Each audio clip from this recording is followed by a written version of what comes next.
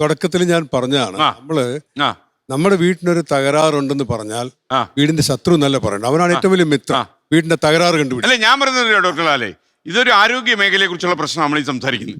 അവിടെ നമ്മൾ കക്ഷി രാഷ്ട്രീയത്തിന്റെ കണ്ണിലൂടെ കണ്ടിട്ട് കാര്യമില്ല. അതാണ് നമ്മളൊരു കാര്യം വിമർശിക്കുമ്പോ നീ കോൺഗ്രസ് ആയിട്ട് വിമർശിക്കുന്നത്. നമുക്ക് എന്നെ പോലെ ഒരുപാട് പേര്, ഇവരിൽ പലരും ആരോഗ്യരംഗത്ത് പ്രവർത്തിക്കുന്നവർ ഞങ്ങൾ എപ്പോഴും പണ്ടേ പ്രവർത്തിക്കുന്നവരാണ്. ഞാനൊക്കെ ഗവൺമെന്റ് വിദ്യാലയങ്ങളിൽ മാത്രം പഠിച്ച ആളാണ്. PhD പോലും ഗവൺമെന്റ് നിന്നാണ്. ഗവൺമെന്റ് മാത്രം വർക്ക് ചെയ്ത ആൾക്കാരാണ്. ഈ പറയുന്നത് ജനങ്ങൾക്ക് വേണ്ടിയാണ്. അപ്പോൾ ഇഷ്ടപ്പെടാത്ത പറയുമ്പോൾ നിങ്ങൾ പ്രൈവറ്റിന് വേണ്ടി പറയുന്നത് പറയരുത്. അവിടെ ഒരു പ്രശ്നമുണ്ട്. രണ്ടാമത്തെ കാര്യം, നമ്മൾ മുഖ്യമന്ത്രി ഉൾപ്പെടെ എല്ലാവരും പറയുമ്പോൾ നല്ലതാണ്, ഞാനും പറയും നല്ല ആശുപത്രിയും ഡോക്ടർമാരും നഴ്സുമാരും ഉണ്ടെന്ന്. പക്ഷെ എല്ലാം അവിടെ ഉണ്ടെന്ന് പറയരുത്. ഞാൻ ദിവസവും ഉദാഹരണങ്ങൾ ഇപ്പം പറയുന്നില്ല എന്നുള്ളത്, ദിവസവും കട്ടിൽ കിട്ടാത്തവര്, ICU യൂണിറ്റിൽ കിട്ടാത്തവര് തിരുവനന്തപുരം മെഡിക്കൽ കോളേജിലാണ്. അല്ല, ഞാൻ ഡോക്ടർ ലാൽ ഒരു TV ചർച്ചയിലിരുന്ന് എനിക്ക് ചാനൽ ഏതാണെന്ന് അറിയാം, അല്ലെ ഞാൻ പേര് പറഞ്ഞില്ല, നമുക്ക് പേര് പറയാൻ പേടിയൊന്നുമില്ല. അപ്പോൾ 24-ലല്ല എന്തായാലും. അപ്പോൾ ഇന്ന് പറയുന്നുണ്ടായിരുന്നു ഈ മെഡിക്കൽ കോളേജിലൊക്കെ പ്രവേശിപ്പിക്കപ്പെടാൻ ഡോക്ടർ ലാലിന് പേടിയാണ്. ഡോക്ടർ ലാൽ മെഡിക്കൽ കോളേജിന്റെ വിദ്യാർത്ഥിയാണ്. യാഥാർത്ഥ്യമാണെന്ന് പറഞ്ഞാൽ എൻ്റെ കുടുംബത്തിൽ നിന്ന് 86 വയസ്സുകാരൻ സ്ട്രോക്ക് ആയിട്ട് വന്നു. ഞാൻ വേറെ രാജ്യത്തായിരുന്നു. ഞാൻ വെറും മെഡിക്കൽ കോളേജിൽ കൊണ്ടുപോകാന്ന് പറഞ്ഞിട്ട് ഞാൻ അവിടുത്തെ എൻ്റെ സൂപ്രണ്ടിൻ്റെ സുഹൃത്താണ്.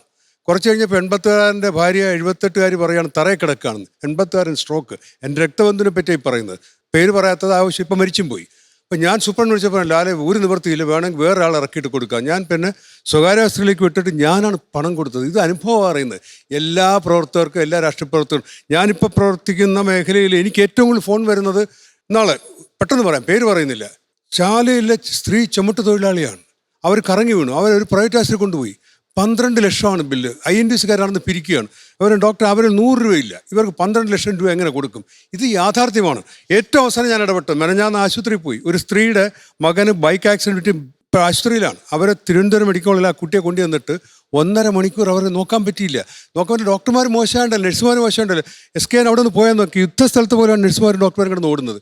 ഈ കുട്ടിയെ പ്രൈവറ്റ് ആശുപത്രി കൊണ്ട് ചികിത്സിച്ചിട്ട് മെനഞ്ഞാന്നൊരു 30 ലക്ഷം രൂപ അവർ ഞാൻ തെണ്ടി കൊടുത്തു എന്നാണ് പറയുന്നത്.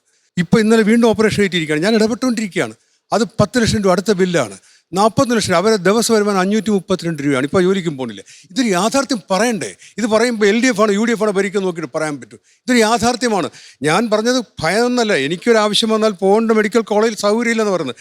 റോഡിൽ മരിച്ചു എന്ന് പറഞ്ഞ് ജനങ്ങളിട്ടിരുന്ന മെഡിക്കൽ കോളേജിന് അടുത്തൊരാളെ ഞാൻ ആംബുലൻസിൽ കൊണ്ടുപോയിട്ട് 1 മണിക്കൂറോളം എടുത്തു. അവർക്കൊരു അറ്റൻഷൻ, അയാൾക്കൊരു അറ്റൻഷൻ കിട്ടും. ജീവനുണ്ടെന്ന് ഞാൻ തിരിച്ചറിഞ്ഞ് കൊണ്ടുപോയതാണ്. ഇത് ആരോട് പറയും?